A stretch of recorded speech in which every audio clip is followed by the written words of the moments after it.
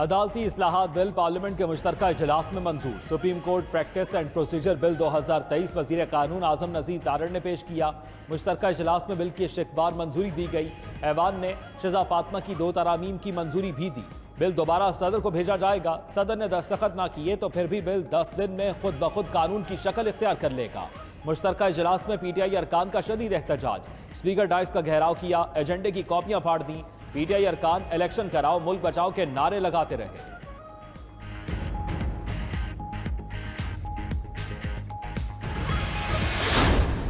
We can request the Prime Minister for a dialogue with the opposition, with anybody he wants to, but they have to come to him. He is the Prime Minister. The government of its time, led by the Prime Minister, is the only valid authority to do a dialogue with them. Opposition को मुज़ाकरात के लिए वज़ीर आज़म के पास आना होगा। साबिक सदर आसिफ अली ज़रदारी का आइन की गोल्डन जुबली पर कौमी असम्बली में कन्वेंशन से खिताब। बोले कि वज़ीर आज़म शहबाज शरीफ से दरख्वास्त है कि हिज़्ब इख्तिलाफ से मुज़ाकरात करें। आइन को कुछ नहीं होगा, उसके साथ खिलवाड़ नहीं करने देंगे। बीबी साहिबा की शहादत पर पाकिस्तान खप्पे का नारा लगाया। आइंदा नस्लों के लिए टूटा पाकिस्तान छोड़कर नहीं जाएंगे। पहली दफा नहीं हुआ, कोर्ट ने नोटिस दिया, बीबी को रात के 12 बजे उठाकर जेल में डाला गया।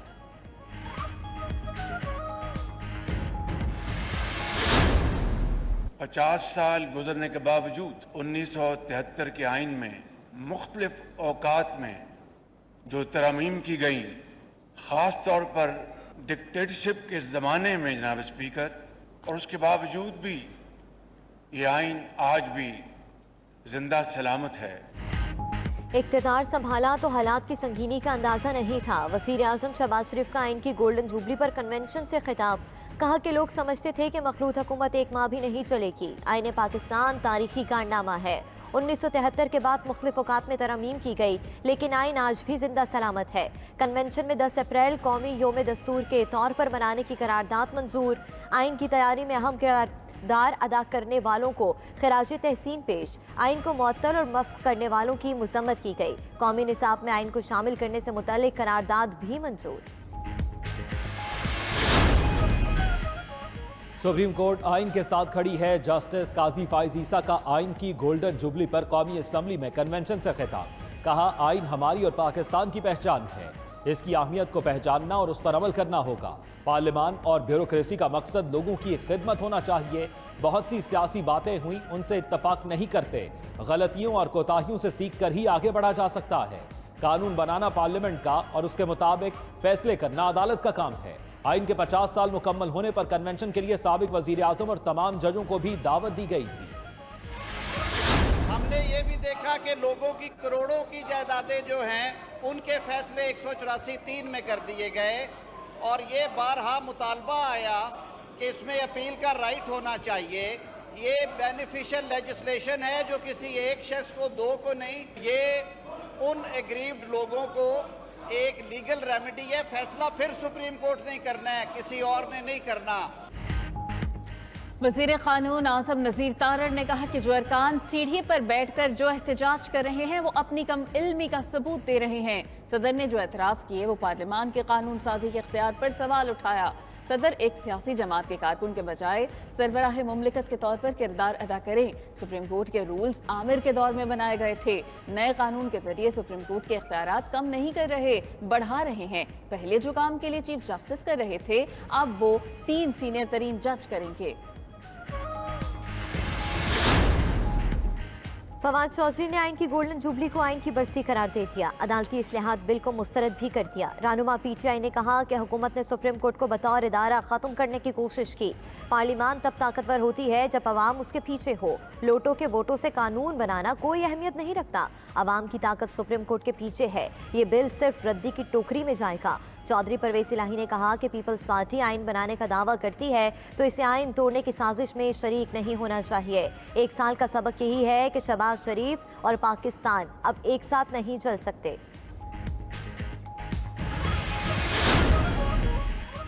मुल्क भर में एक साथ इलेक्शन के लिए पार्लियामेंट और 2 सूबाई असम्बली में करारदादें मंजूर। पार्लियामेंट के मुश्तरका इजलास में मुर्तज़ा जावेद अब्बासी ने करारदाद पेश की।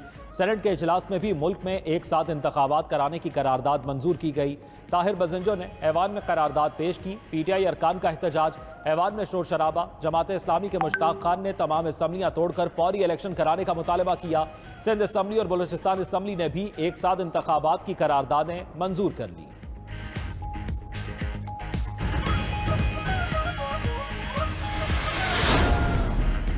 इलेक्शन कमीशन ने पंजाब में इंतखाबी तारीख आगे बढ़ाने का इख्तियार मांग लिया। चीफ इलेक्शन कमिश्नर का स्पीकर कौमी असम्बली और चेयरमैन सेनेट को खत।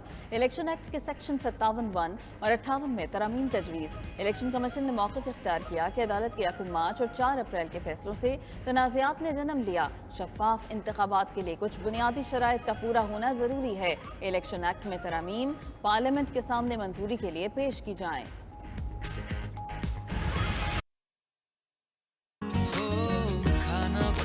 साथ हो और कुछ दिल की बात हो। चीफ इलेक्शन कमिश्नर ने खत में मजीद लिखा कि कई मौक़ों पर इलेक्शन कमीशन के रिट को चैलेंज किया गया। इलेक्शन कमीशन ने तमाम दबाव के बावजूद डस्का इलेक्शन में बेज़ाब्तियों पर सजाएं दी। डस्का और दीगर अहम केसेस में इलेक्शन कमीशन का इख्तियार खत्म किया गया। बदउनवान अफसरों के खिलाफ इंक्वायरी और सजा की कार्रवाई खत्म की गई। तो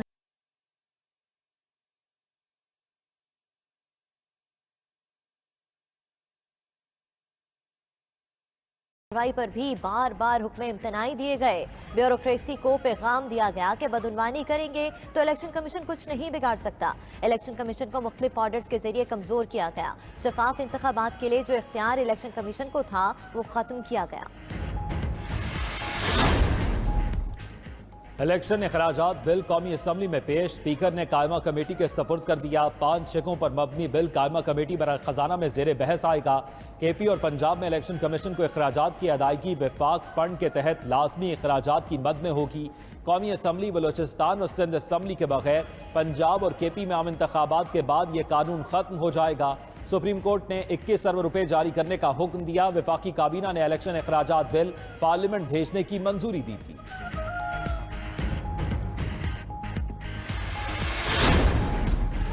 फौरी इंतखाबात कराना कौमी मफाद में नहीं है। वज़ीर ख़जाना इसहाक़ डार कहते हैं कि मुंतखब हुकूमत के खिलाफ आते ही साजिश की गई। हुकूमत की मुआशी पॉलिसियों को नुकसान पहुँचाया गया।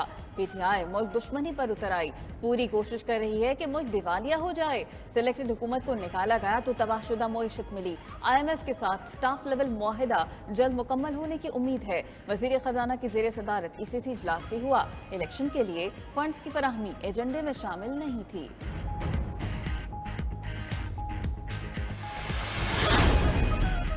आइन वो जंजीर है जिसने पाकिस्तान को जोड़ रखा है। वज़ीर ख़ारिजा बिलावल भुट्टो का कौमी असम्बली के ख़ुसूसी इजलास में इजहार ख्याल। कहा कि आज हर पाकिस्तानी के लिए तारीखी दिन है। आईने पाकिस्तान वफाकी इकाइयों को एक लड़ी में परोता है। हुकूमत में उनकी मुखालफत दुश्मनी की हद तक नहीं जाएगी।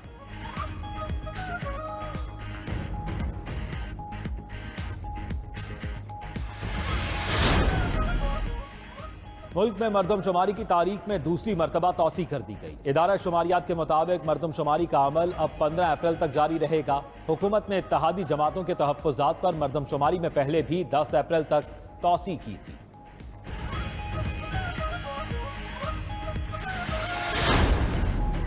जस्टिस काजी फाइज ईसा के खिलाफ क्यूरेटिव रिव्यू पर फैसला महफूज। चीफ जस्टिस उमरता बंदयाल ने चैम्बर में हुकूमती दरखास्त पर समाअत की। अटॉर्नी जनरल मंसूर उस्मान आवान ने दलाइल दिए। चीफ जस्टिस क्यूरेटिव रिव्यू पर तहरीरी हुक्मनामा जारी करेंगे।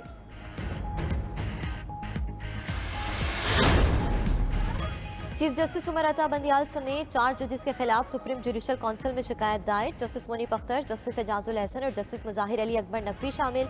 शिकायत सलमान डोगर एडवोकेट ने दायर की। मौक़िफ़ इख्तियार किया कि चीफ जस्टिस समेत 4 जज मिसकंडक्ट के मुर्तकिब हुए। आर्टिकल 209 की खिलाफ वर्जी पर 4 जजों को ओहदे से हटाया जाए। तो शाखाना की तफसीलात पब्लिक करने का फैसला चैलेंज। लाहौर हाई कोर्ट में वफाकी हुकूमत की दरखास्त पर समाअत। जस्टिस शाहिद बिलाल हसन ने इस्तफसार किया, इससे पहले का रिकॉर्ड कहाँ है। हुकूमती वकील ने बताया रिकॉर्ड उनके पास नहीं है। जस्टिस शाहिद बिलाल ने कहा हुकूमत के पास रिकॉर्ड होना चाहिए। बड़े बड़े फंसेंगे। अवाम की हुकूमत अवाम के लिए है। अदालत ने 1947 से 2001 तक का रिकॉर्ड तलब कर लिया। सिंगल बेंच ने 1990 का बाद का रिकॉर्ड पब्लिक करने का हुक्म दिया था।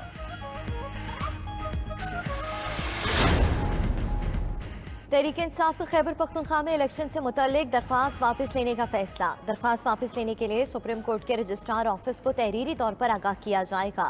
खैबर पख्तूनख्वा इलेक्शन से मुतल्लिक दरख्वास्त पर ताहाल रजिस्ट्रार ऑफिस ने नंबर नहीं लगाया।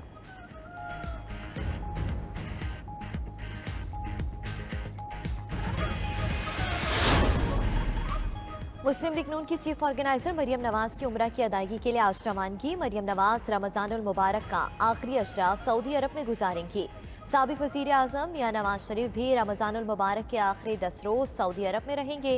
कायद मुस्लिम लीग नून नवाज शरीफ कल लंदन से सऊदी अरब रवाना होंगे।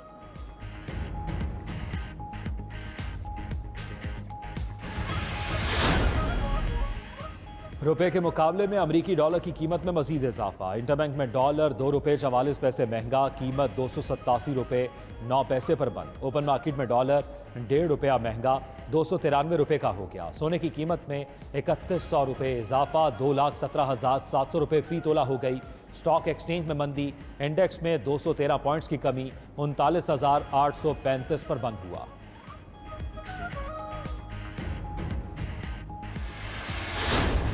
$92 न्यूज़ की अफ्तार ट्रांसमिशन रहमत रमज़ान, बदनज़र, हसद और बदशुगनी के मौजू पर बातचीत। मुमताज़ एंकर जुनैद इकबाल ने मेज़बान के फ़राइज़ सर अंजाम दिए। गुलाम मोइनुद्दीन निज़ामी, मुफ्ती फारूकुल कादरी और मोहम्मद आसिम महारवी ने शिरकत की।